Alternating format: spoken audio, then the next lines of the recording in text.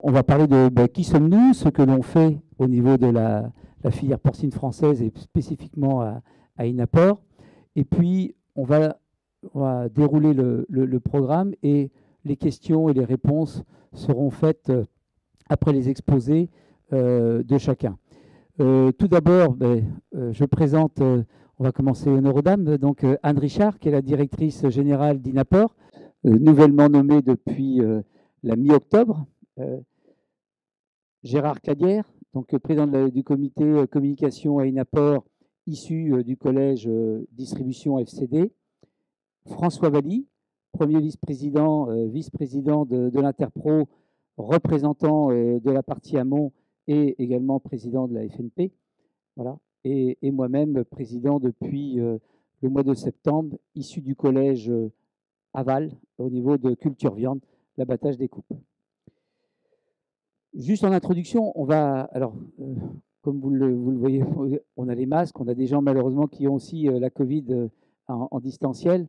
Vous vous rappelez quand même que là, on attaque la 5e vague de Covid et que la filière porcine française est résiliente parce qu'elle a tenu depuis les événements et depuis la pandémie de 2020, depuis mi-mars 2020, et même au contraire, que ce soit de la production, en commençant même bien sûr par l'alimentation animale, au niveau de l'abattage des coupes, au niveau de la charcuterie salaison, mais également des distributeurs, ont tenu, la chaîne alimentaire a tenu, et même a progressé en production en 2020, parce qu'en 2020, il y a eu une concentration des achats des ménages avec malheureusement la fermeture de la RHD.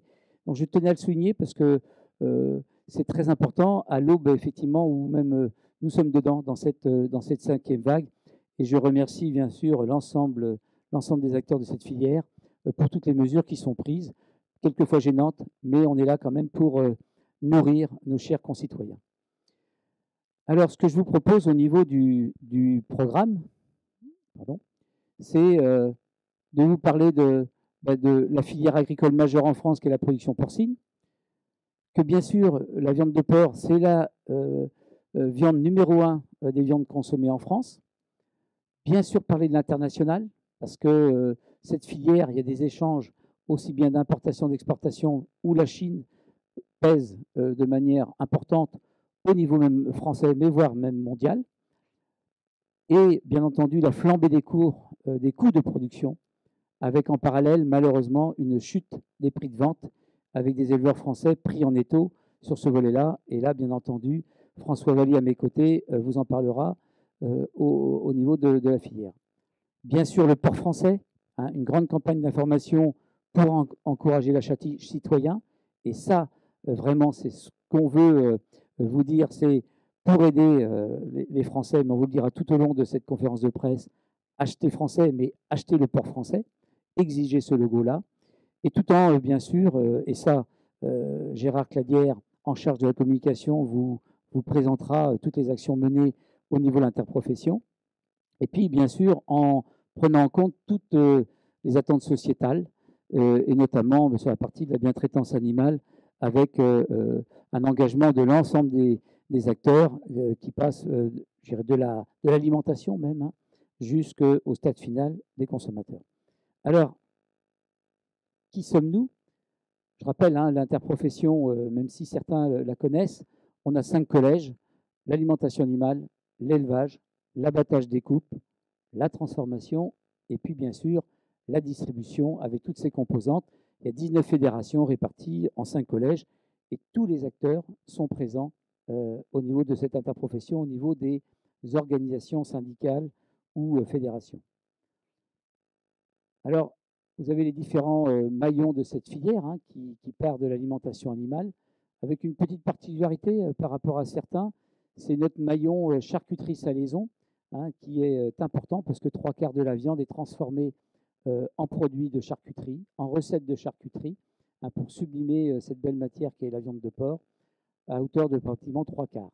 Donc vous avez l'alimentation animale, l'élevage, l'abattage des coupes, charcuterie, la distribution et bien sûr nos chers concitoyens, avec au rappel, mais on le détaillera, sur cette viande la plus consommée en France. Alors qu'est-ce que ça représente? C'est quand même 130 000 emplois directs et indirects. 22 300 entreprises, dont à peu près 10 000 élevages, ce qui est quand même très conséquent. 23 millions de porcs traités par an, donc c'est une production qui est à peu près stable. Et comme je vous le disais, avec 3/4 de viande transformée sous forme de charcuterie et 25% en viande fraîche. Et donc, au-delà de la première viande consommée en France, mais la France, c'est quand même le 3e pays producteur de porc en Europe, bien sûr derrière l'Espagne, qui a ravi la première place à l'Allemagne suite à la fièvre porcine africaine qui a sévi en Allemagne l'année dernière. L'Allemagne avec 4,7 millions de tonnes, 5 millions de tonnes pour l'Espagne, et la France avec 2,3 millions de tonnes, qui représentent 9% de la production européenne. Voilà pour en guise d'introduction. Je vais laisser la parole à Anne qui va nous présenter la partie consommation et des évolutions que l'on a observées ces derniers temps. Merci Anne. Voilà, donc au niveau conso, on vient de le dire plusieurs fois, mais c'est quand même la viande qui est la plus consommée par les Français. Alors quand on regarde ça en détail, on s'aperçoit que les Français mangent en moyenne 31,6 kg par habitant de viande de porc, 28,3 pour la volaille et 22,2 pour le bœuf et le veau. Donc c'est vrai que dans les tendances, on regarde toujours la volaille qui monte et le porc qui baisse légèrement, mais de fait, on reste quand même au numéro 1 sur le podium avec une consommation très importante, notamment au travers de la charcuterie. Alors l'autre élément qui est intéressant dans la consommation de porc et notamment de charcuterie, c'est que c'est une consommation qui se fait très grandement à domicile, puisqu'on a 81% de la consommation qui se fait donc à domicile via les achats, soit en GMS, soit chez les artisans charcutiers ou bouchers. Et on a une consommation hors domicile qui est beaucoup moins importante que pour d'autres viandes, puisqu'on n'est qu'à 15% et 4% sur le traiteur. Du coup, notre travail à nous, c'est vraiment de mettre en avant cette viande porcine, étiqueter le porc français auprès du consommateur quand il va acheter finalement ces produits pour sa consommation à domicile. C'est un élément important parce que c'est quand même plus facile de communiquer avec un consommateur qui fait ses achats qu'avec un consommateur qui mange au restaurant. Je le dis du fait d'une vie passée que j'ai eue et qui était compliquée. Alors, quand on regarde ensuite la charcuterie, évidemment, c'est la vedette. On a dit que c'était 75% de dévalorisation. Quand on rentre un peu plus dans le détail, on s'aperçoit que finalement, en viande fraîche, on n'est plus qu'à 18% de consommation, ce qui veut dire qu'en gros, on a 80% de la consommation qui se fait sous forme de charcuterie et un petit 18-20% sous forme de viande fraîche. Et quand on regarde dans la charcuterie, on a 15% qui se fait en saucisserie et 67% pour les autres produits de charcuterie, jambon, saucisson, etc., etc. Voilà. Donc ça, c'est un élément important aussi, avec cette progression quand même des produits transformés au fil des années. Donc, quand on essaie de faire des statistiques en ce moment sur les évolutions de consommation, on se retrouve toujours avec cette année 2020 qui est complètement atypique. Mais ce côté atypique du fait des différents confinements, il est intéressant parce qu'il a permis de voir des tendances assez fondamentales et intéressantes au niveau des Français. Bon, alors globalement, on a perdu 1,8% de conso en porc en France en 2020 du fait de la fermeture quand même de la restauration et de tous les restaurants. Mais finalement, cette baisse qu'il y a eu dans les restaurants, elle a été quand même marquée parallèlement par un boom des achats des ménages pour leur consommation à domicile. Alors c'était du fait qu'ils étaient quand même chez eux beaucoup plus évidemment, mais du coup on a les saucisses qui ont progressé de 14%, la viande de porc de 7,2% et la charcuterie de 5%. Donc on voit que les Français se sont réappropriés finalement cette viande pour en consommer plus. Et quand on est dans une filière, quand on est à une apport et qu'on défend le porc français, pour nous, c'est très important parce que finalement, le porc français, on va le retrouver principalement en GMS et chez les charcutiers, traiteurs ou les bouchers. Puisque finalement, là où on a le plus d'importations, c'est en restauration hors domicile. Donc finalement, le passage par la période de Covid a été, entre guillemets, favorable pour la filière porcine française, puisqu'on a vendu plus de porc français pendant cette période. Alors, ce qui est intéressant aussi, c'est de voir les évolutions. Donc là, on a essayé de faire une comparaison intéressante. On a pris les 9 mois de 2021 et on les a comparés à 2019. On s'est dit, qu'est-ce qui se passe maintenant? Alors, j'allais dire qu'on est sorti du Covid, pas juste ça, parce que, disons que maintenant qu'on a repris une vie plus normale, on va dire ça comme ça, être moins optimiste. Donc maintenant qu'on a repris une vie à peu près normale, qu'est-ce qui s'est passé par rapport à 2019, qui était une période où aussi la vie était entre guillemets classique? Eh bien, on s'aperçoit que les Français restent friands finalement de produits à base de porc, puisque la viande reste à peu près au même niveau qu'en 2019 sur cette période, mais on voit que là encore, les saucisses ont progressé de 2,2% et la charcuterie autre de 1,6%. Donc finalement, revenus dans une période de consommation plus classique, les Français consomment plus de porc finalement qu'ils n'en consommaient en 2019, période qui était aussi, disons, sans Covid, ou avec moins d'impact de l'effet Covid. Voilà, donc ça c'est important pour montrer qu'on reste sur un trend de consommation positif. Je vais passer la parole à Thierry sur l'import-export.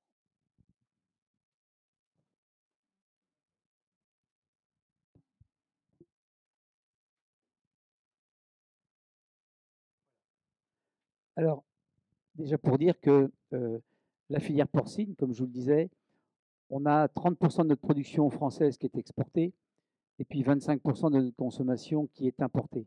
Donc il y a quand même des échanges qui sont très importants au sein de cette filière et nécessaires. Alors pourquoi nécessaires? Parce que en fait, notre porc, il est constitué de différentes pièces. Hein, vous en avez de manière très schématique, mais avec également des produits qui ont des destinations, qui ont des modes de consommation qui sont différents d'un pays à l'autre, liés à la gastronomie, liés aux pratiques culinaires, à leurs pratiques culinaires. Et donc, on ne vend pas des porcs entiers, on vend en fait des pièces. Alors, il y en a qui appellent ça des morceaux, je dirais plutôt des pièces à l'extérieur, comme aussi on peut importer également des pièces ou des produits transformés.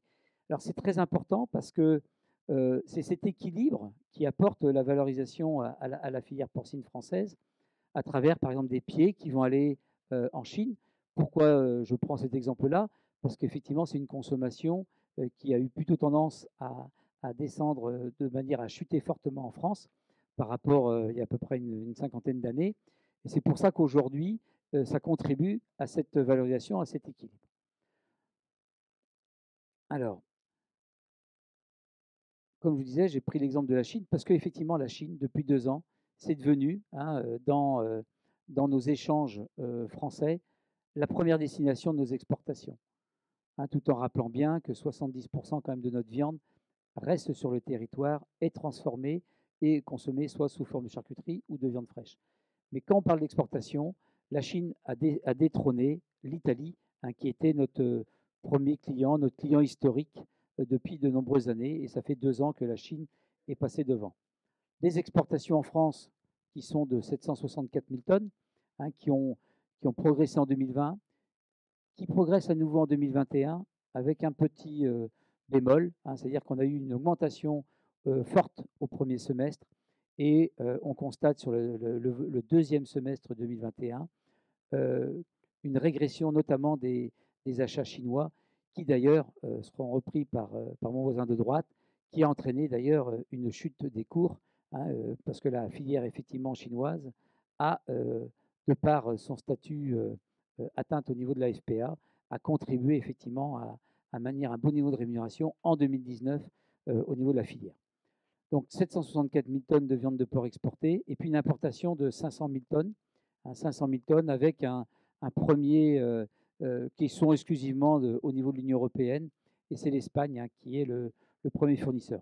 Donc on vous a mis la structure, sachant que la Chine qui est à 28% en 2020, si on prend les chiffres à fin septembre, on est plus près de 30%, mais on aura une légère correction en fin d'année avec justement ces importations qui ont diminué sur la partie de la partie de l'année. Alors, qu'est-ce qu'on exporte? Des pièces à Vécos. Pourquoi des pièces à Vécos? Parce que le premier client, la Chine, c'est leur tradition culinaire. C'est pas d'acheter des muscles, hein, c'est d'acheter des produits à Vécos liés principalement leur pratique culinaire, leurs us et coutumes culinaires. Ils achètent beaucoup de produits à Vécos. C'est pour ça que ça représente un peu pratiquement, pas la moitié, mais c'est 41% des exportations françaises. Puis après vient les abats, et puis après la partie graisse, et puis les produits transformés arrivant qu'autour d'à peu près de 9 à 10%. alors que de l'autre côté, les importations, c'est principalement des pièces désossées, et ça, c'est principalement, comme on l'a dit, ça provient d'Espagne, pour notamment l'industrie de la salaison, mais également des produits transformés hein, qui progressent, et d'ailleurs même qui progressent assez fortement depuis une dizaine d'années.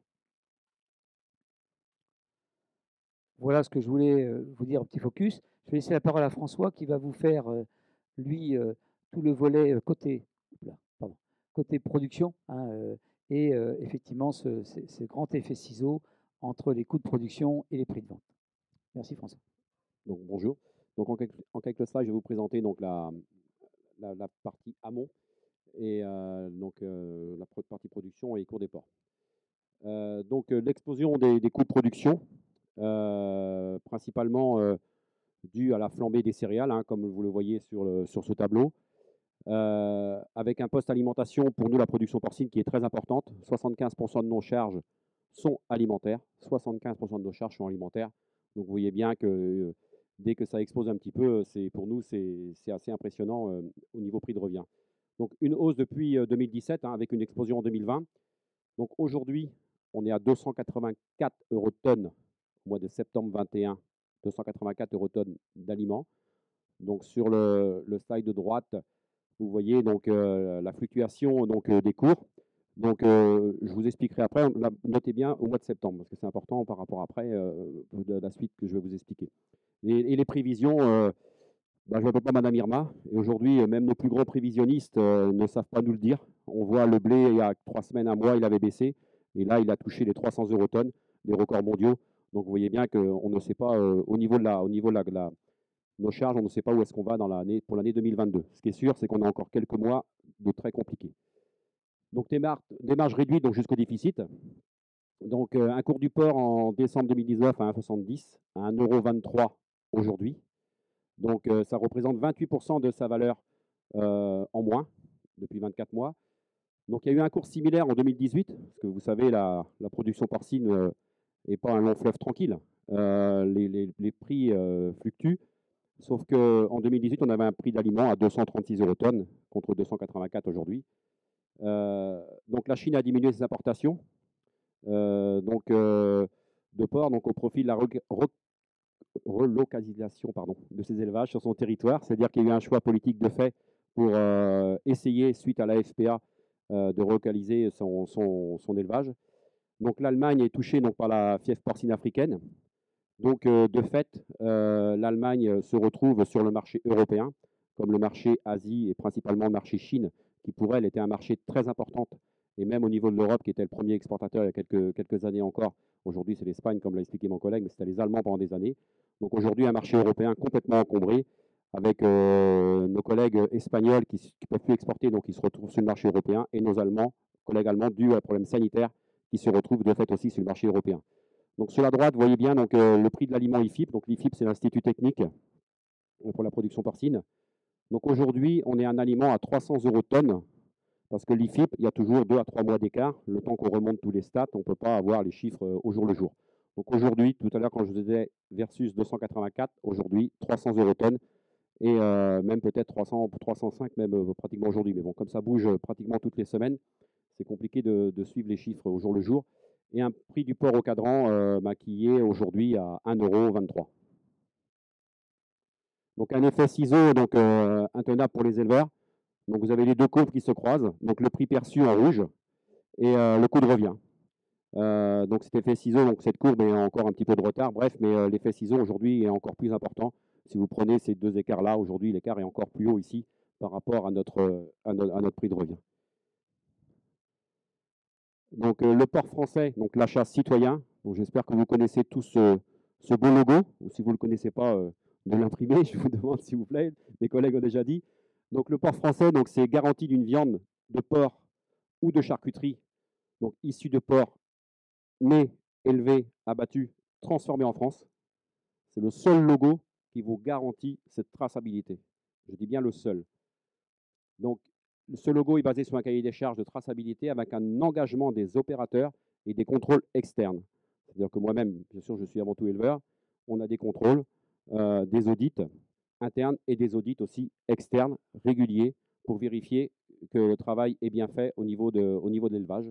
Et ce contrôle est fait aussi, bien sûr, sur toute la chaîne, jusqu'à la grande distribution où les contrôles sont faits. Mais là, je suis pour parler de l'amont. Donc, c'est un logo qui existe depuis 2014, donc connu et compris des consommateurs. Donc, on fait des études au niveau de l'interprofession, donc 94% de notoriété assistée.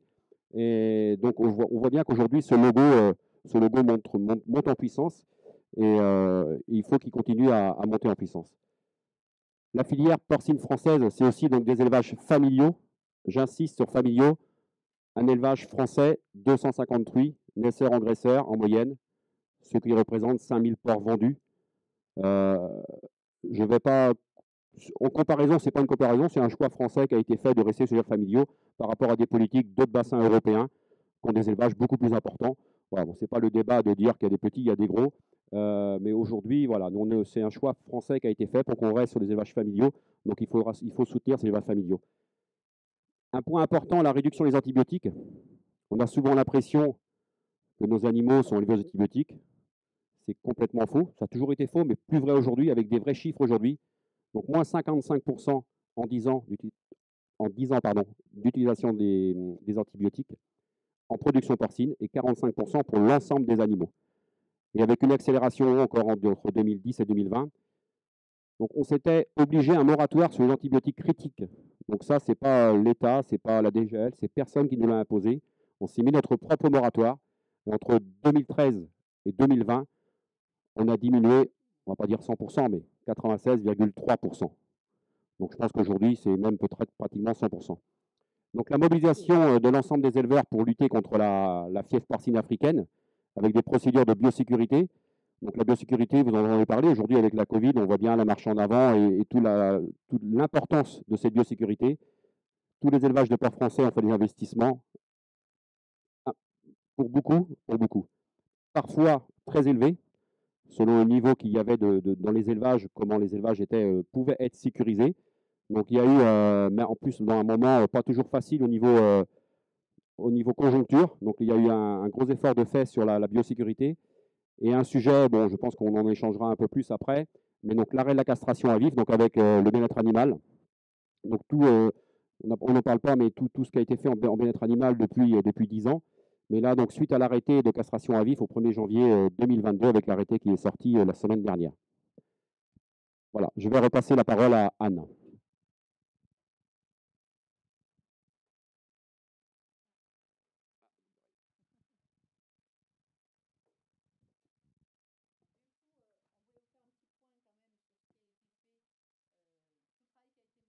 Tout le travail qui a été mené sur cet arrêt de la castration à vif au niveau de la filière porcine.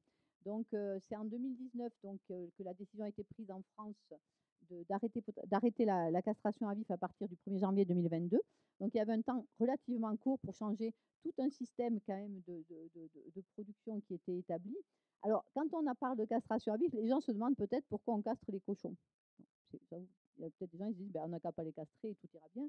En fait, Thierry va compléter, mais en fait, pourquoi on castre les cochons? Parce que on a besoin d'une certaine qualité de viande. Un mâle entier qui n'est pas castré n'offre pas la même qualité de viande qu'un mâle castré. Alors, explique un peu, Thierry, puis après, je vais revenir. Oui, tout à fait, parce que... Oui, c'est bon. Non, parce qu'effectivement, la production d'un mâle entier, hein, on l'observe aussi de la même façon hein, sur le volet de la viande bovine, est une viande maigre. Et on a quand même une tradition en France et puis des productions de charcuterie sèche qui sont très importantes quand même.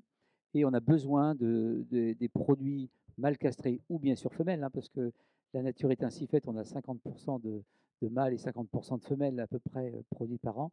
On a besoin de cette qualité de viande. Par ailleurs, on abat quand même des animaux, j'irais à pratiquement 6 mois. Donc, on a besoin aussi d'être très vigilant sur le développement de l'odeur sexuelle hein, des animaux, même s'il y a eu des progrès de fait en alimentation ou en conduite d'élevage, ça reste quand même une problématique importante. Et donc, on a besoin pour cette qualité de viande, qu'elle soit technologique pour la charcuterie sèche ou même pour la viande fraîche, parce qu'on peut avoir une viande très maigre. Hein, je rappelle que le goût est dans le gras hein, et qu'une viande issue de mâle entier est quand même une viande relativement maigre. C'est pour cette raison que historiquement, on castre les porcs, Parce que je rappelle aussi, et je reviens au petit schéma, on ne produit pas des porcs pour un seul marché. En fait, on va effectivement trouver des valorisations de différentes pièces dans différents marchés. Et il y a des pays notamment qui exigent effectivement que ces viandes soient issues de mâles castrés. Donc, dans ces conditions, l'idée, c'était quoi? C'était au 1er janvier 2022, finalement, de permettre aux éleveurs de répondre à la demande de leurs clients, que ce soit les abattoirs et derrière les charcutiers, et avec toutes les possibilités qui peuvent être mises en œuvre en France. Donc, bien évidemment, il y a des gens qui vont faire du mal entier, c'est une partie du marché, mais ça ne veut pas être l'entièreté du marché du fait des contraintes qu'on a sur la charcuterie. Il y a la possibilité de faire du porc immunocastré, j'y reviendrai si vous voulez. Le porc immunocastré, c'est en fait, on vaccine le porc et ça lui permet en fait de se comporter en fin de vie comme un mâle castré. Mais c'est très peu développé en France pour l'instant. On va pouvoir faire du porc castré donc avec des anesthésies locales. C'est le gros travail qui a été mené là depuis un an pour voir comment on pouvait mettre en place ces anesthésies locales et donc continuer à castrer une partie des porcs pour répondre à cette demande du marché. Et parallèlement, bien sûr, la profession ne s'interdit absolument rien. On continue à travailler aussi sur l'anesthésie générale. Et si demain, il y a d'autres solutions ou d'autres options qui sont sur le marché, on les mettra en œuvre. Donc là, l'idée, c'est quoi? C'est de dire aux éleveurs, au 1er janvier 2022, il va falloir répondre à la demande du marché. Selon la demande de ton client, il faut que tu puisses mettre en œuvre la technique qui va correspondre à cette demande. Du coup, il y aura des gens qui feront du mal entier et il y aura aussi des gens qui vont devoir castrer. Et donc, on va former les éleveurs à la castration avec une anesthésie locale pour qu'ils puissent mettre en œuvre cette technique dès le 1er janvier. Donc là, il y a tout un travail qui est en train de se mettre en place. On va déployer des séances d'e-learning sur la fin de l'année pour former les éleveurs à la castration sous anesthésie. Et ça sera complété l'année prochaine par des formations in situ dans les élevages via les vétérinaires. Voilà, donc on voulait faire un petit point là-dessus parce que c'est quand même une échéance importante pour la profession.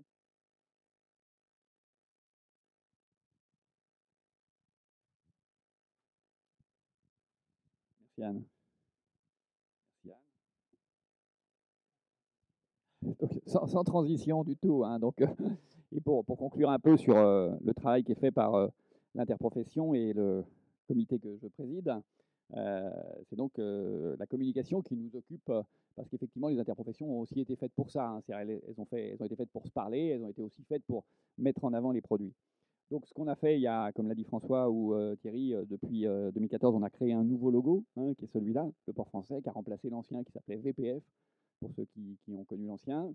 Et en fait, il a fallu que ce logo, on l'installe, quoi. Donc, effectivement, ça a été l'essentiel de nos campagnes de communication depuis 5-6 ans, ça a été d'installer ce logo. Alors, on l'a installé avec un plan média qui est essentiellement sur les réseaux sociaux, parce qu'effectivement, nos budgets ne sont pas illimités, hein, donc il faut faire des choix. Et donc, les réseaux sociaux, c'est un bon moyen aujourd'hui de faire de la communication. Donc, c'est ce qu'on fait depuis maintenant quelques années, avec un basculement cette année en 2021.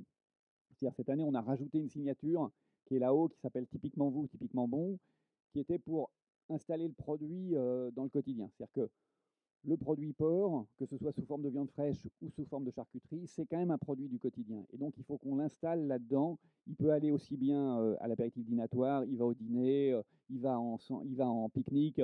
Il est adapté un peu à toutes les situations du quotidien. Donc, en fait, c'était ça l'idée, c'était de se rapprocher un peu plus du vécu des consommateurs. Et pour ça, on s'est appuyé effectivement sur un partenariat avec 4 influenceurs qui mettent en scène un peu leur vie quotidienne et des moments, et qui partagent effectivement ces moments-là avec leur communauté, et que nous, on repousse après par les systèmes publicitaires. Donc ça, c'était l'essentiel de notre campagne historique qui va être illustrée par le petit film qui va se lancer tout seul. C'est ça. Tac.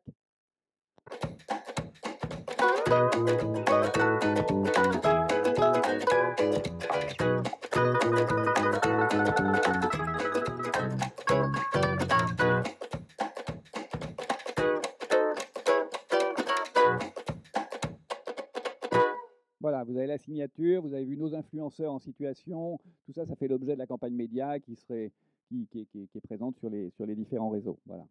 Et donc, effectivement, François vous l'a dit tout à l'heure, hein, on est à 95% de notoriété. Vous voyez, la construction publicitaire a permis de l'améliorer. C'est-à-dire que là, ici, on avait un petit trou quand on a changé de logo, et puis on est remonté à 80, 90, 95 maintenant de notoriété. Donc, c'est un logo qui est connu, reconnu, et que les saisonniers, effectivement, ou les distributeurs ou les charcutiers mettent en avant dans leurs boutiques, sur les packaging, de façon à favoriser cet achat avec le logo, quoi.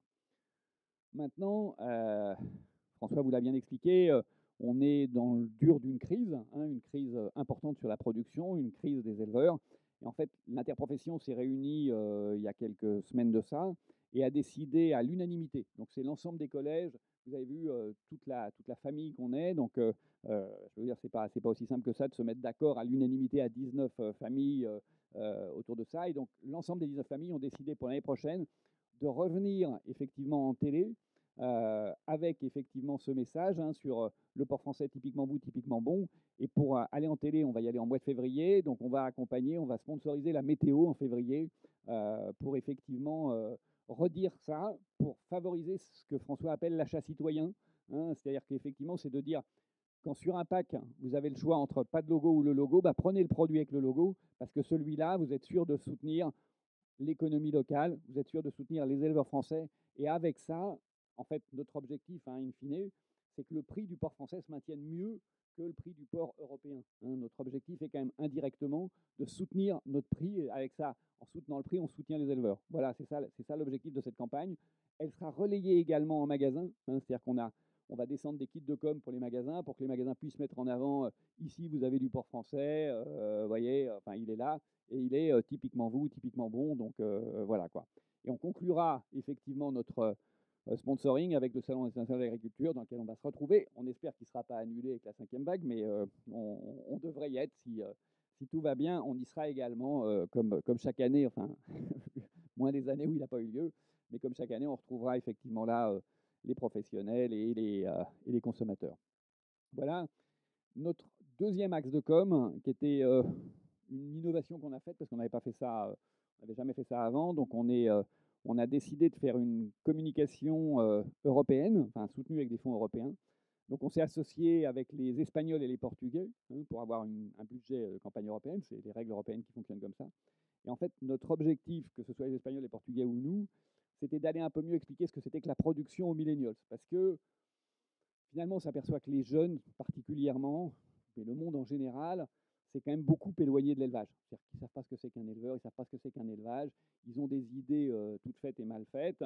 Et donc là-dedans, il a fallu revenir un petit peu et montrer par des images, montrer par des rencontres ce qu'on faisait. Donc c'est ce qui a été fait depuis 3 ans, c'est-à-dire qu'on est en 2e année, il nous reste 1 année encore l'année prochaine pour faire les messages.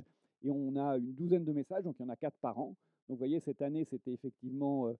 tout à l'heure, il vous l'a dit, un élevage familial et moderne, c'est-à-dire qu'à la fois, effectivement, on est dans la tradition familiale, mais on n'est pas complètement Martine à la ferme des années 50 quand même. Hein, donc, du coup, il faut aussi montrer ce que c'est que la modernité de l'élevage.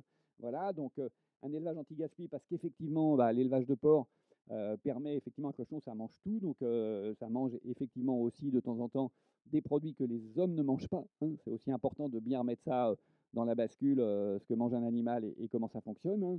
Et puis, bon, la baisse forte des usages d'antibiotiques, on vous en a parlé tout à l'heure, et la traçabilité, qui était l'ADN de notre produit, qui permet d'être sûr, effectivement, d'avoir le logo et d'avoir ces produits-là. Donc là aussi, c'est pareil. Voilà, donc il y a un petit truc. Donc c'est juste, ces campagnes-là, elles se déroulent effectivement, elles, en télé. Alors, l'année prochaine, on y sera en mars.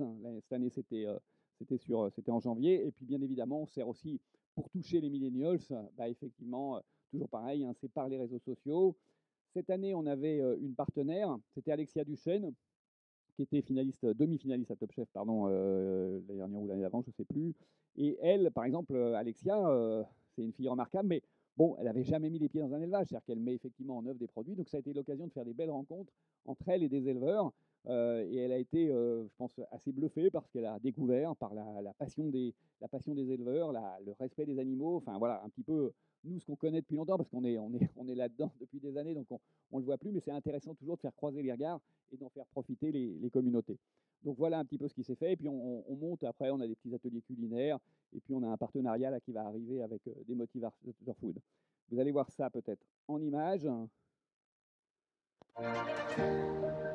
Ah, c'est magnifique. Ouais, donc là c'est vraiment une photographie de ce qu'on peut faire sur l'exploitation, la partie charcuterie en vente directe, mais la partie aussi jambon de Bayonne en filière longue. Comment est-ce qu'on sait qu'un porc est français quand on va au supermarché ou en grande surface ou chez ton boucher? Il suffit de se fier au petit logo Le Porc Français, né, élevé, abattu et transformé en France. Il faut que ces 4 étapes soient respectées pour avoir le logo Le Porc Français. Nous, notre élevage a un numéro unique. À la naissance de mes petits cochons, ils sont tatoués et ce numéro, du coup, comme il est tatoué sur eux, va les suivre. Ça permet la garantie sanitaire, la traçabilité de nos animaux qui sortent de notre élevage jusqu'au consommateur. C'est pour que si jamais il y a un problème pour X raison, on peut tout remonter. Avec ce numéro-là, on remonte jusqu'à l'éleveur. Pour être sûr de savoir ce qu'on mange et d'où vient le cochon qu'on mange, il vaut mieux manger local, non? Pas forcément, que ce soit de la filière courte ou de la filière longue, on a tous le même combat. Donc à partir du moment où c'est un cochon qui est produit en France, le consommateur a des garanties sanitaires, a des garanties de traçabilité.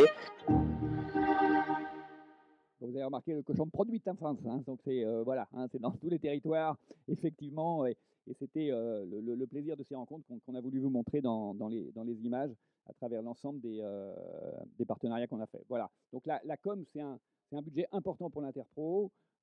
Les messages essentiels, c'était VPF. À aujourd'hui, on est aussi en début, ce qu'on a fait avec la campagne européenne, hein, c'est en début aussi d'explications plus sociétales, parce qu'on s'aperçoit que le monde de l'élevage et le monde de la consommation sont des mondes qui sont parfois un peu éloignés. Donc on est en train de basculer nos coms avec plus de messages sociétaux demain. Il y a des messages produits et des messages sociétaux qui viendront demain. Voilà, donc c'est le travail qu'on a fait là sur cette année et qui va se poursuivre dans les années qui viennent.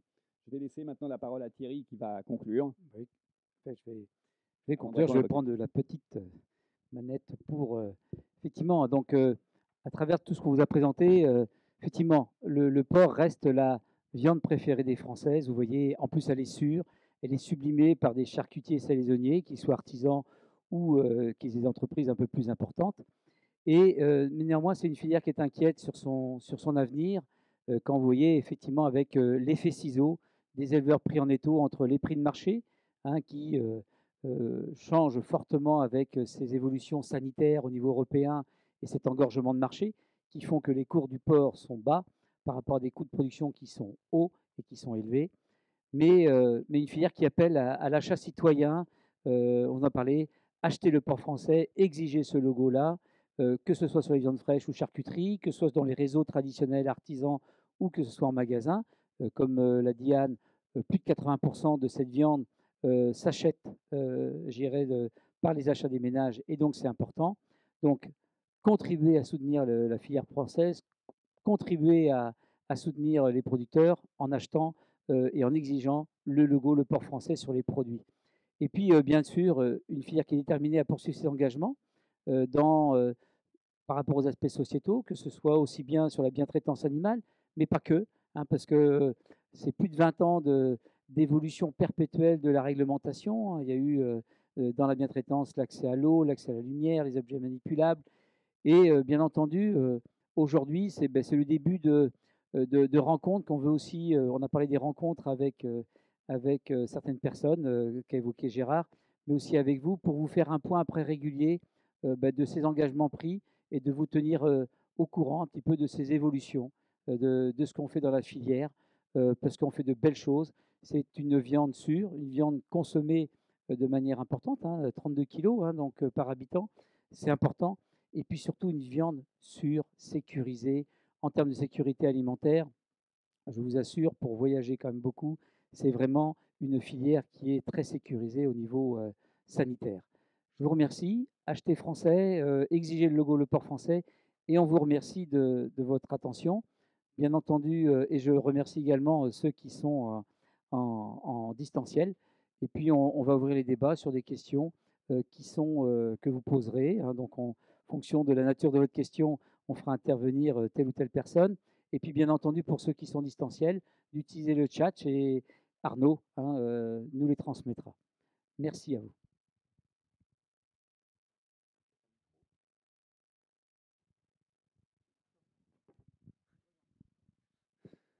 Bonjour. Bonjour, Vincent Guyot pour la France Agricole.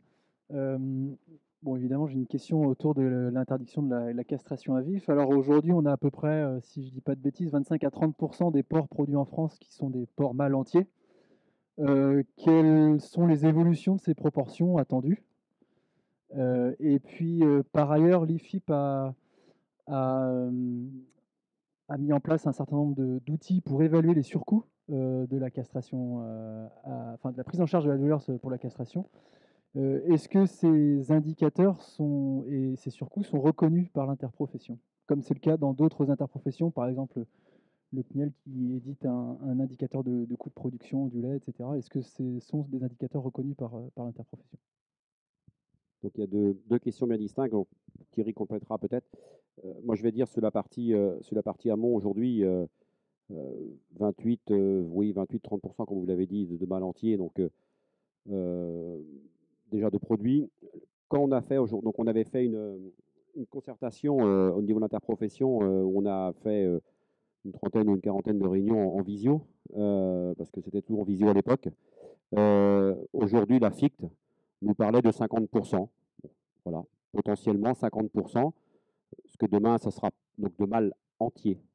50% de mal entier, donc 23 millions de cochons, 11 millions, moitié-moitié, 11 millions et demi. Non, ce n'est pas un objectif. Aujourd'hui, c'est un potentiel qu'on pourrait avoir, parce qu'aujourd'hui, c'est surtout la charcuterie sèche qui pose des soucis pour différents problèmes. Comme l'a dit Thierry tout à l'heure, on est sur une viande beaucoup plus sèche avec un mal entier et des problèmes de gras. Donc au-delà, ce n'est pas spécifiquement un problème d'odeur. Moi, je pense que l'odeur, on saura la gérer par la génétique, on saura la gérer par le nez humain, on saura la gérer. Mais par contre, le problème d'une viande maigre, ça, pour l'instant, on ne sait pas la gérer. Et je pense qu'on ne saura pas la gérer par le mal entier. Après, sur vas-y Thierry. Oui, comme tu veux. Non, simplement pour compléter, parce que effectivement, il y a une expression effectivement lors de ces échanges, quand on dit effectivement les saisonniers peuvent utiliser jusqu'à 50% de viande de mal entier, on parle de viande de mal entier. Et de viande de mal entier, ce n'est pas des porcs mal entiers. Hein, comme on l'a vu, on a effectivement des découpes qui sont éclatées. Hein. On va mettre des jambons maigres pour la salaison, pour faire du cuit, des jambons gras pour la salaison sèche. Et quand un éleveur apporte un lot de porc, vous avez une variation, hein, vous avez une hétérogénéité. Hein, c'est pas, effectivement, les producteurs ne produisent pas excusez-moi l'expression un peu triviale, des boulons d'huître, comme on dit. Hein. Donc, vous avez des porcs gras, des porcs maigres. Donc, il faut bien distinguer entre l'utilisation et puis la production. Donc, aujourd'hui, effectivement, on est entre 25 et 28% de production de mal entier. Va-t-elle progresser? Sûrement. Après, de là, si vous regardez nos pays européens voisins, même si l'Espagne est bien au-delà, mais sur des quantités qui sont quand même relativement fortes, avec en plus des animaux beaucoup plus jeunes. Puis à l'inverse, vous avez au Danemark, où ils font 98% de production de mâles castrés. Les Espagnols, c'est plutôt 80% de mâles entiers. Puis vous avez les Allemands qui avaient avancé, qui ont reculé aussi. Donc je crois que ce qui est important, c'est cette diversité. Hein, la filière porcine a toujours été au rendez-vous des marchés, a toujours répondu aux attentes, pas que des consommateurs, parce qu'il y a aussi les transformateurs, hein, qui ont besoin de certains produits pour transformer. Donc ça, c'est le premier volet. Puis après, dans le deuxième volet de votre question, c'était il y a des surcoûts par rapport à ce volet-là. Alors, il y a deux choses, je crois, qu'il faut bien distinguer. Il y a aujourd'hui la castration telle qu'elle est faite et demain, comment elle sera faite avec l'anesthésie locale. Et ça, bien sûr, l'Institut français du porc, l'IFIP, a travaillé sur une évaluation, j'irais, de ce coût, hein, de ce coût, dont il y aura une prise en charge tout au long de la filière, en commençant par les abatteurs jusqu'aux transformateurs et bien sûr consommateur final, que je minimise parce que quand on parle de consommateur final, je rappelle que la viande de porc est quand même une viande très accessible. Hein, et par les temps qui courent, on ne vend, je pense aujourd'hui, la viande de porc beaucoup moins chère qu'il y a 30 ou 40 ans, hein, quand même. Hein, donc il faut quand même relativiser. Mais il y a aussi effectivement par rapport à ce que vivent aussi la partie amont, eh ben, c'est effectivement ce différentiel de prix de revient, c'est autre chose entre un mâle entier et un mâle castré, hein, qui est lié aux performances zootechniques d'un animal mâle entier, qui effectivement pose question, c'est normal. Hein, un producteur, lui, il cherche aussi son coût de production, de l'abaisser quand on voit ce qui se passe. Et effectivement, il y a un différentiel. Mais il y a bien deux choses. Il y a le différentiel du coût de production entre un mâle entier et un mâle castré. Puis après, effectivement, il y a la prise en charge de cette anesthésie locale, parce qu'aujourd'hui, on est sur une anesthésie locale. Mais ces deux volets-là, effectivement, sont importants pour l'ensemble de la filière. Mais, je vous dis, la filière a toujours répondu au marché, c'est toujours adapté. et celle-là, ça continuera. Alors, INAPOR a été une première interprofession à publier les indicateurs de tout type, aussi bien sur les pièces que sur les coûts de production. Et bien entendu, c'est des indicateurs qui devront évoluer. On a bientôt un conseil d'administration et ça fait partie de l'ordre du jour, parce que je rappelle que les arrêtés ou les décrets sont très récents, hein, donc ça a été un petit peu à marche forcée, mais bien entendu, les indicateurs seront publiés conformément à la prise en compte des indicateurs que l'on souhaite mettre en œuvre pour effectivement le répercuter tout au long de la filière. Au chat. Une petite question à distance d'Olivier Robert, de Mathieu Robert, pardon, d'Agrapresse. Il aimerait connaître les moyens financiers supplémentaires engagés pour renforcer la communication en 2022. Habituellement, nos campagnes de com, c'est un budget d'1,3 million à peu près, hein, ce qu'on engage tous les ans. Et là, le budget supplémentaire qui a été mis en œuvre, hein, c'est-à-dire qu'on va garder le 1,3 million qu'on faisait tous les ans, et le budget supplémentaire, c'est de l'ordre de 5 à 600 000 euros qui va être impacté dans les nouvelles campagnes. Voilà, très factuellement, les moyens supplémentaires qu'on consacrera à ça. Oui, bonjour, Benoît Julien, Jean Sical. Est-ce que vous connaissez la part des packs porteurs du logo VPF, pardon, pas VPF, le port français, en viande fraîche et en charcuterie? Merci. En viande fraîche, on a un problème majeur, c'est que c'est porté par des étiquettes qui sont des étiquettes qui sont fabriquées en magasin, et que les étiquettes en magasin, elles sont assez difficilement porteuses de ce logo-là, parce que c'est des imprimantes magasins qui impriment du noir et blanc dans les petits logos. Donc le taux est assez faible. En fait, ce que les magasins font la plupart du temps sur les rayons boucherie viande fraîche, c'est qu'ils font un balisage de rayons pour expliquer que c'est la viande France. Sachant que, en gros, en magasin, que ce soit chez charcutier ou en grande distrib, on est à 98-99% de viande française. Hein. Donc du coup, on peut en frais. Donc on peut pas la différencier. Il y a quasiment pas grand-chose qui se passe en viande étrangère. Sur les charcuteries, alors Rachel, c'est peut-être ça, mais le taux exact, on ne l'a pas. On va sans doute, c'est un nouvel outil dont on va se doter. On va essayer de le mesurer et de le caper. On voit que c'est assez présent. Moi, je pense que visuellement, des tests que j'ai fait avec certains, on voit que c'est à peu près sur 50% des packs qu'on a ça, sachant que on est sans doute autour de 50, hein, sachant qu'il y a là-dedans, il y a des salaisonniers qui sont 100% viande française. Hein, moi, j'en connais plein et Thierry aussi. Hein, donc, on a des gens comme ça. Et on a beaucoup de salaisonniers aussi, les autres, notamment des gros, qui font travailler les mixtes. Alors, ils peuvent avoir des gammes avec le logo viande française. Ils avaient pour certains des logos fabriqués en France qui vont disparaître grâce à la loi EGA. Donc, les fameux petits drapeaux français qu'on voyait, ceux-là, ils sont amenés à disparaître. Donc du coup, on verra plus clair quand on aura fait disparaître tous les petits logos drapeaux français, quoi.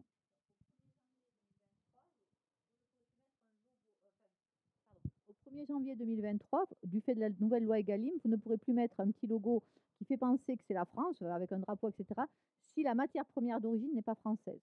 D'accord ? On va faire disparaître les fabriqués en France avec des produits issus de pays autres. Du coup, ça, pour nous, c'est très, très important. Pour la filière porcine, c'est très important parce que le logo, le port français reprend encore du nerf de la guerre. Voilà. Oui. Donc, Dominique Poilvet de Réussir Port. Donc, je voudrais revenir sur l'autre événement du moment qui est l'application de la loi Egalim 2 et donc la contractualisation de la production qui devient, d'après la loi, la norme. Donc, quelles sont vos projections, vous, à INAPOR ou au niveau du collège abattoir, de la proportion de la production qui va passer sous contrat? Déjà, si on prend Egalim 2, hein, c'est une loi qui a été votée avec deux volets, un volet amont et un volet aval. Je dirais que sur le volet aval, ça s'applique dès 2022 hein, pour cette partie-là. Hein. Donc ça, les entreprises se mettent en ordre de marche, que toutes les fédérations, bien sûr, font une analyse pour voir effectivement comment la mettre en œuvre, hein, pour l'inscrire dans les CGV d'une première chose, et puis après dans leurs tarifs, hein, donc en incluant la quote-part des matières premières agricoles. Donc ça, c'est ce volet-là, mais ça, c'est dès 2022. Sur la partie amont, la loi disait au 1er janvier 2023 pour les animaux, à l'exception, parce qu'il y a eu un décret qui est sorti et qui avance effectivement la production de mâles castrés nés au 1er janvier. Donc, qui dit né au 1er janvier dit sortie courant juin, mais né au 1er janvier, sur laquelle la contractualisation sera avancée. Donc là encore, les professionnels se mettent en ordre de marche pour contractualiser en intégrant des coûts de production à travers les indicateurs publiés par INAPOR pour pouvoir effectivement être en conformité avec la loi qui a été votée aussi bien Egalim au mois de novembre de mémoire, et puis octobre, pardon, et puis après complété par un décret et un arrêté le 17 novembre 2021.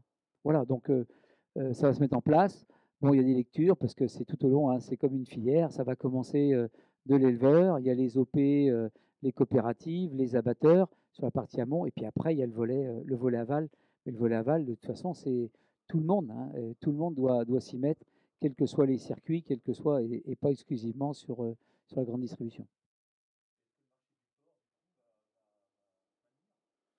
Alors, vous savez, s'il y a une chose par contre que l'on ne peut pas faire, parce qu'on l'a bien vu en 2015, hein, on a eu un événement, on se doit aujourd'hui, si on veut maintenir une production en France, on ne peut pas être que ballotté par les marchés mondiaux et autres. Donc là, il y a la prise en compte, je dirais, d'une partie des coûts de production. Ce ne sera pas la totalité parce qu'il faut être en phase avec le marché. Donc c'est cet équilibre entre marché et bien sûr maintien de ce potentiel de production. Parce que ce qu'a dit François et ce que vivent les éleveurs, qui est terrible depuis des mois, avec, on sait très bien que ça va se prolonger sur le début de l'année, c'est pas tenable. Et quand vous voyez ce qui se passe en Allemagne, hein, ça va être irréversible en Allemagne. La baisse de production en Allemagne, qui avait pourtant progressé fortement depuis les années 2000 avec la réunification, là fait une chute un petit peu vertigineuse, parce qu'ils sont à 4% d'abattage, mais quand vous regardez le trend, ils sont plus près de 10% que de 4%. Pardon. Oui, une question à distance de Gus Trompis de l'agence Reuters qui aimerait savoir si la filière est touchée également par des problèmes de logistique, comme la pénurie de chauffeurs routiers. Est-ce que ces difficultés logistiques qui peuvent générer des problèmes d'approvisionnement pour les fêtes? Ah, alors, je pense que la question c'était sur la logistique, on va dire plutôt aval, hein, je suppose, hein, parce que, alors, quand on parle de logistique, et je suppose que c'est la logistique des containers par rapport à nos exportations. Oui, bien sûr, là je peux en parler parce que je suis très impliqué. La logistique a été un phénomène très perturbateur, alors à double titre, c'est-à-dire sur un ralentissement et une diminution des disponibilités de containers réfrigérés, ça c'est le premier volet. Et puis surtout sur le deuxième volet, sur le coût, hein, sur le coût qui a pratiquement doublé. Alors vous allez me dire, par rapport à du dry, enfin du sec, qui vient de Chine vers l'Europe, c'est plutôt eux multipliés par 5 et voire par 7, donc c'est différent.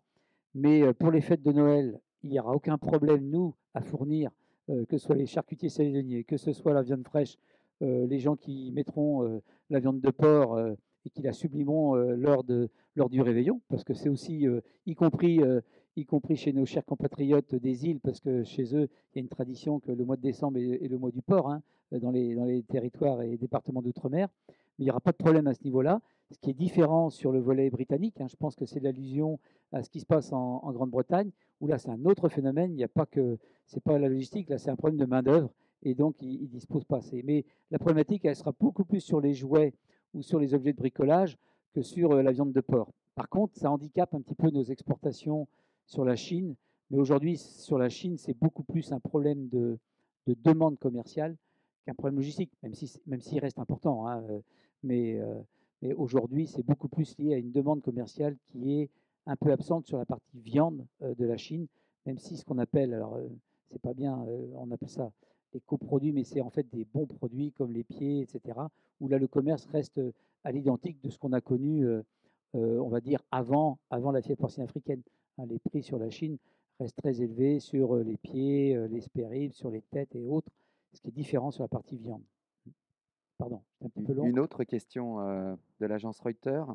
Est-ce que l'effet ciseau coût-prix risque de mener à des baisses de cheptel, voire à des fermetures d'élevage? Je laisse François répondre, bien entendu. Donc, bon, sur cette partie de baisse de production, l'effet se verra dans quelques mois. Parce que c'est pas. Bon, il faut 6 mois pour élever un porc, 1 an globalement pour l'élever, entre le moment où il naît. L'insémination, pardon, et la vente font 1 an. Donc, mais on sait qu'aujourd'hui, on entend parler, bon, je suis originaire de Bretagne, mais dans le Grand Ouest, il y a de la décapitalisation de fait au niveau des truies, c'est-à-dire qu'il y a des truies qui partent à la réforme, avec des éleveurs qui sont plutôt pas loin de la retraite ou même à la retraite, qui vous souhaiteraient vendre leur élevage. Parce qu'aujourd'hui, la moyenne d'élevage de porc, d'un éleveur de porc, c'est 52 ans. Donc, on n'est pas, mais bon, dans l'agriculture en général, mais la production porcine, elle est comme ça. Oui, donc moi je pense qu'il y a un gros risque de baisse de production dans les mois à venir. Sachant, tout à l'heure, je ne voulais pas préciser, mais l'effet ciseau aujourd'hui nous fait perdre à peu près 25 à 30 euros par porc. 25 à 30 euros par porc. L'estimation, à peu près aujourd'hui, des 2 plus grandes banques françaises qui représentent la production porcine, on parle de 80 à 120 000 euros de pertes sur les 6 mois. 80 à 120 000 euros de pertes sur les 6 mois. Donc, il y a déjà 2 mois de passé. Donc, voilà. Donc là, on va quand même vers une situation qui va être très compliquée. Et juste un petit point sur Egalim 2, ce que disait Thierry. Nous, la profession, justement, et l'amont, on poussera pour Egalim 2. On sait, on ne va pas non plus faire demander à ce qu'on soit à 100% de contrat. On n'est pas dans un marché fermé. Il faut qu'on apporte, il faut qu'on exporte. Ça, il n'y a pas. Pour l'équilibre des pièces, pour vendre, pour avoir un cochon à notre prix de revient, il faut vendre jusqu'à la soie. Il faut tout vendre. Donc aujourd'hui, pour valoriser ça, donc on ne va pas non plus faire n'importe quoi. Le marché au cadran, il existera. J'espère qu'on le soutiendra. Il faut qu'on ait une référence de prix. Ça, c'est obligatoire aussi. Et nous, ce que l'on souhaite, c'est qu'on a un pourcentage. Aujourd'hui, ça se fait dans les céréales, ça se fait dans plein de choses, des contrats. Aujourd'hui, nos amis céréaliers, nos collègues céréaliers vendent en 3 tiers, une partie en spot, une partie en contrat, une partie à terme. Aujourd'hui, le marché à terme n'existe pas encore. On est en train de se mettre en place en lait, vous l'avez vu. Peut-être que demain, il existera. Des marchés des pièces. Il y aura les évolutions. On ne pourra plus rester comme on était et comme on l'a fait depuis 40 ans. Aujourd'hui, c'est un premier pas, les Egalim 2. Ça sera peut-être la solution. Ça ne sera pas la solution miracle, je ne pense pas, mais c'est déjà un premier pas et j'espère que ça évoluera pour l'avenir. Et de toute façon, il faut que ça évolue pour l'avenir si on veut maintenir une production porcine française. Pierre-Gérard Clodon pour la Croix. Est-ce que vous avez des pénuries de main-d'œuvre à l'image de ce qu'il y a en Allemagne ou au Royaume-Uni? Alors, juste sur la partie amont, oui, il y a des grosses pénuries de main-d'œuvre. Sur la partie amont en élevage, hein, mais bon, vous le voyez aussi dans l'agriculture en général. Oui, bien sûr, nous, dans l'élevage, c'est très, très compliqué, bien sûr, à recruter. Sur la partie aval. Oui, tout à fait, mais là, il y a un phénomène général. Pour autant, comme on vous l'a dit, la filière a tenu, elle est résiliente. Les problèmes de main-d'œuvre, ça fait partie du quotidien. Hein. Pour autant, je le rappelle, en filière porcine française, on a quand même, je dirais, peut-être effectivement des fois des difficultés à recruter, mais on a quand même encore capacité à traiter nos produits. On mécanise un peu plus qu'avant. On agit beaucoup sur les conditions de travail. Hein, il y a quand même beaucoup d'efforts qui sont faits. Il y a quand même des conditions de travail qui sont, y compris, alors l'amont, effectivement, c'est, comme le disait François, c'est une problématique parce que c'est continuel, hein, y compris les week-ends. Dans le milieu de l'industrie, il y a quand même les week-ends, hein, bon, c'est plus simple. Mais effectivement, les pénuries de main-d'œuvre, on va dire plutôt, les difficultés de recrutement sont toujours bien présentes. On ne peut pas dire. Mais plus prononcées chez nos voisins européens. Si vous prenez l'Allemagne, elles sont beaucoup plus fortes. Hein, si on s'est battu, et bien sûr, Inapor s'est battu aux côtés de certains pour les distorsions de concurrence. Hein, si on prend en Allemagne, ils ont pris une nouvelle loi parce qu'avec les travailleurs détachés, et si vous vous rappelez, août de cette année, ils ont commencé leur engagement sur l'augmentation des salaires. La compétitivité qu'ils avaient à travers ça a plutôt tendance à s'évaporer, hein, donc de manière forte. Donc on essaie de revenir. Les Espagnols sont encore sur ce volet-là encore très bas en salaire, mais pour autant sur le volet français, on tient. Et jusqu'à présent, on n'a pas encore failli à traiter des produits comme en Angleterre où ils ont été obligés d'abattre des dizaines de milliers de porcs liés justement à ce manque de main-d'œuvre qui est encore plus crucial chez eux. Voilà, donc je tiens à le dire, même si ça reste quelque chose de toujours difficile. Oui, Deux petites questions. La première concernant, vous avez évoqué donc une perte de 25 à 30 euros par porc. Dit autrement, quel est le prix de revient d'un kilo de porc actuellement avec les cours du blé au plus haut? D'une part, et deuxième question qui n'a rien à voir, vous avez dit que 80% de la production espagnole était en mal entier. Pour quelles raisons? Et alors que je suis un peu étonné puisque je suppose que les salaisons ont une part très importante dans la transformation du porc en Espagne. Je laisserai Thierry répondre sur la deuxième. Sur la première question, aujourd'hui, donc le prix du porc 1,23 €, donc plus 13 centimes, parce qu'il y a une plus-value. Donc payé au producteur aujourd'hui, ça fait 1,37, 1,38. Donc aujourd'hui, il manque minimum 30-35 centimes au cadran. Prix payé, pardon, excusez-moi. Prix payé aujourd'hui pour que les éleveurs équilibrent. Alors quand je dis équilibre, c'est pour arriver à zéro, quoi. C'est pas non plus en ayant un objectif d'investissement et en ayant un objectif de continuer l'entreprise. Parce qu'une entreprise qui fait du zéro, c'est pas une entreprise qui est viable à long terme. Donc voilà, mais malheureusement, dans le monde agricole et dans le monde porcin, on parle souvent comme ça parce qu'on est tellement habitué ou dans la situation d'aujourd'hui à perdre que beaucoup de mes collègues, moi le premier, si on arrive à zéro, ce sera déjà un ouf. Et avant de repartir un autre palier pour pouvoir demain un objectif d'investissement. Ouais, quant au deuxième volet, déjà la nature de la production espagnole. Donc déjà, le premier volet, c'est que déjà, ils abattent des animaux beaucoup plus jeunes, beaucoup plus légers, hein, donc dont les animaux expriment moins leur maturité sexuelle que chez nous. Ça, c'est le premier volet. Le deuxième volet, c'est quand même, ils ont pratiquement, ils vont frôler bientôt les 60% de leur production qui est exportée, alors sous forme de pièces, hein, je répète toujours de pièces, des fois désossées, qui va alimenter peut-être du jambon cuit, parce que c'est des produits qui sont ultra maigres, à moins de 3% de matière grasse. Et je rappelle que le goût est dans le gras. Donc c'est vraiment aujourd'hui la problématique, on va dire, du mal entier, c'est cette nature de gras hein, qui est importante. Et ce qui explique aussi ça, puis chez eux, ils ont même, quand on a fait des études avec l'IFIP sur la perception du goût, le consommateur espagnol n'a pas la même perception au niveau du goût que le consommateur français. Et d'ailleurs aussi, même en viande fraîche, bon nombre d'opérateurs utilisent, n'ont pas la même perception. Je vous dis au niveau du goût du produit par rapport à cette perception d'odeur. Comme les Asiatiques d'ailleurs sont très sensibles aussi à ça. Voilà. Il faut bien savoir que les Espagnols ont une production extrêmement importante et sur cette production extrêmement importante, il y a 20-25% de cette production qui est complètement mal castrée et c'est destiné complètement à leur circuit interne. C'est-à-dire que ces pièces-là ne sont pas exportées. En fait, elles sont complètement déversées sur leur marché intérieur, que ce soit pour leur salaison sèche ou les produits légèrement transformés. Donc, ils conservent toute une partie de leurs produits, hein. Pas de produits haut de gamme hein, que vous voyez de temps en temps en magasin, etc. etc. Le produit, on va dire, standard espagnol, marché intérieur, lui, il est fait avec des mâles castrés. Et aussi, juste pour la partie amont, une spécificité aussi de nos collègues espagnols, c'est que 70% de la production est intégrée. Donc c'est bien à prendre en compte aussi, c'est-à-dire que c'est un système d'intégration, donc ils peuvent réagir un peu plus rapidement. Une question pour le magazine linéaire. La production sous signe de qualité est toujours assez limitée, très faible. Ça doit être, vous pouvez me corriger, en dessous de 5%, je crois, entre label rouge bio. Il était question lors du plan de filière de développer cette production, voire avoir un segment intermédiaire en fait entre la production conventionnelle et la production sous signe de qualité. Où est-ce qu'on en est? J'ai l'impression que c'est pas un sujet de priorité pour la filière. Oui, c'est vrai. Alors déjà on est au-dessus. Hein. On est au-dessus. Alors il y a deux volets parce que si vous prenez, il y a ce qu'on appelle vraiment les SICO sur label rouge et bio, mais après il y a d'autres filières de différenciation et d'autres segments. Hein, des productions sans traitement antibiotique de la naissance, sur des porcs alimentés avec la graine de lin, après des porcs alimentés avec du petit lait pour élaborer des produits, des saucisses de Morteau ou Montbéliard. Il y a quand même toute une diversité qui représente quand même, pour moi, pratiquement entre 20 et 25%. Ça dépend de ce qu'on appelle signe de qualité.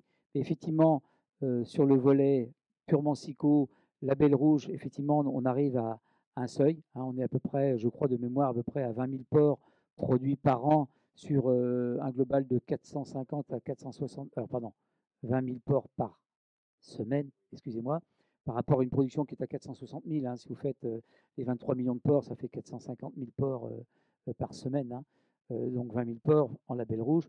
Après, effectivement, une production qui souffre beaucoup plus et et on l'a par ailleurs, c'est l'agriculture biologique, hein, parce que je rappelle que, comme l'a dit François, le coût alimentaire est très important, mais dans la partie agriculture biologique, c'est encore plus vrai, parce qu'effectivement, ils consomment des céréales bio, et c'est pour ça qu'aujourd'hui, la viande de porc bio, là par contre, elle est à moins de 1% de la consommation française, hein, liée à son prix de revient. Hein, on a un prix de revient qui est très très élevé.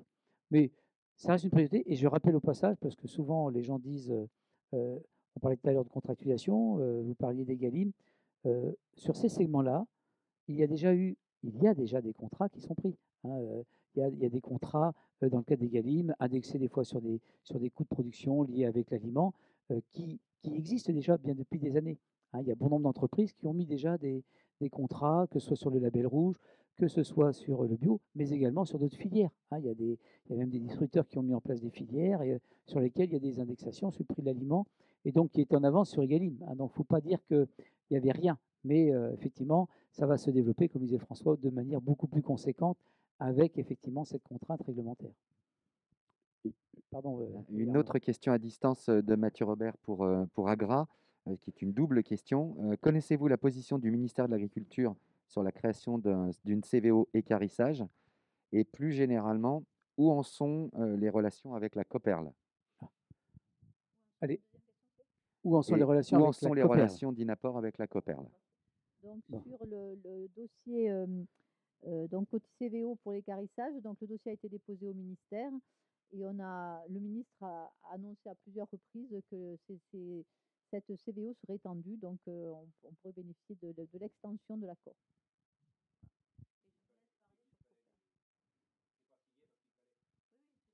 Les fameux 2 mois juridiques. Donc, mais l'autre jour en Bretagne, il a dit, même aux gens de la Coperle, que l'accord serait étendu.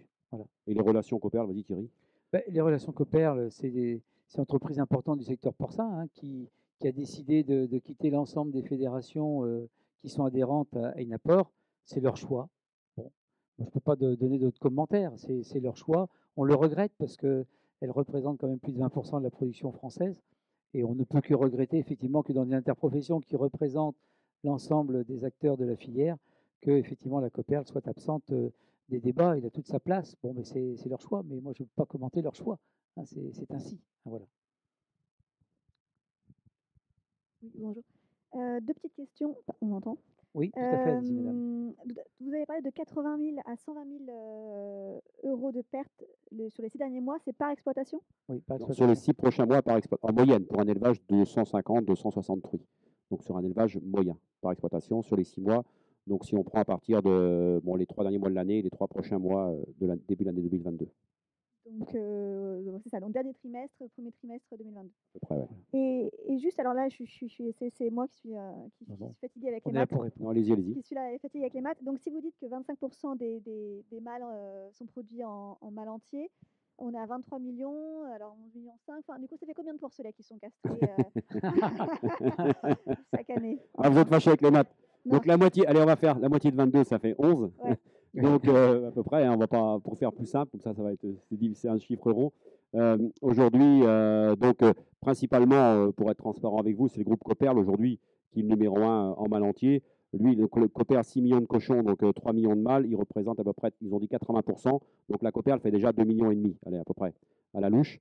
2,5 millions de porcs mâle entier, plus dans les autres OP aujourd'hui où ça se développe, avec un potentiel de demain, comme on l'a dit, je ne vais pas revenir sur ce qui a été dit. Et je voudrais juste revenir par rapport à la petite question du monsieur sur la montée en gamme, parce qu'on a souvent l'impression que la production porcine et Inapor ne veut pas ou n'a pas voulu. C'est complètement faux. On va prendre un exemple du bio. Aujourd'hui, 0,7 à 1% de la production porcine en bio. Ce n'est pas qu'on ne veut pas en faire les producteurs. Au contraire, on voudrait en faire plus. Comme Thierry l'a dit, 100% de cette production-là, pour qu'elle marche, ou 90%, elle est en contrat. Quand moi, il me faut 1,80 €, mes collègues en bio, il leur faut 4,50 € du kilo. Après, il faut équilibrer 100% de la carcasse. Et le consommateur, il veut quoi? Il veut le jambon, la longe et la poitrine si elle n'est pas trop grasse. Le reste retourne dans le conventionnel. Donc, comment voulez-vous que ça fonctionne? Ça ne peut pas fonctionner. Donc, aujourd'hui, c'est un problème d'équilibre carcasse. Le label rouge, 8%, on avait dit 20%. C'est la même chose. Label rouge, on vend que des parties des pièces. Et 100% du cochon label rouge n'est pas payé à mes collègues qui font du label rouge producteur. Il n'y a qu'une partie qui est valorisée. Donc, nous, la montée en gamme, on veut bien la faire. Regardez ce qui s'est passé en lait chez mes collègues laitiers. On n'est pas là pour parler du lait, Mais la problématique qu'il y a, regardez ce qu'il y a dans les œufs aujourd'hui, c'est une catastrophe dans les œufs en code 0 aujourd'hui, où on a imposé la production code 0 et code bio. On l'a imposé par des lois. Si on fait ça en porc, on fera comme dans l'œuf, on tuera la production. Nous, on ne veut. C'est important, bien sûr, qu'on aille vers le consommateur, mais il faut que le consommateur aussi soit présent par l'acte d'achat et pas entre l'acte citoyen et l'acte d'achat, c'est deux choses bien différentes. Et là, c'est important, c'est un message que je veux passer. L'acte citoyen, c'est bien, mais l'acte d'achat, et on sait qu'aujourd'hui, dans la situation économique où on est tous, c'est compliqué. Donc, ne faisons pas n'importe quoi. La filière travaille globalement de l'amont à l'aval pour cette montée en gamme, et on le fera encore plus demain si la consommation est là. Alors, une nouvelle question à distance de Gus Trompis pour Reuters. Danish Crown a déclaré cette semaine s'attendre à une remontée de la demande chinoise avec une hausse des prix l'année prochaine. Est-ce que vous voyez les mêmes perspectives de marché pour 2022? Donc en prévision, bon, compte tenu du niveau bas, on va dire, d'importation chinoise, je parle de la viande, hein, parce qu'il faut bien connecter la partie viande de ce qu'ils appellent chez eux les byproducts, tout ce qui est pied, etc., où c'est constant. Effectivement, tout le monde s'attend, y compris nous, à ce que plutôt au mois de mars, j'irai fin du premier trimestre, il y a une remontée. Mais je me garderai bien de le garantir.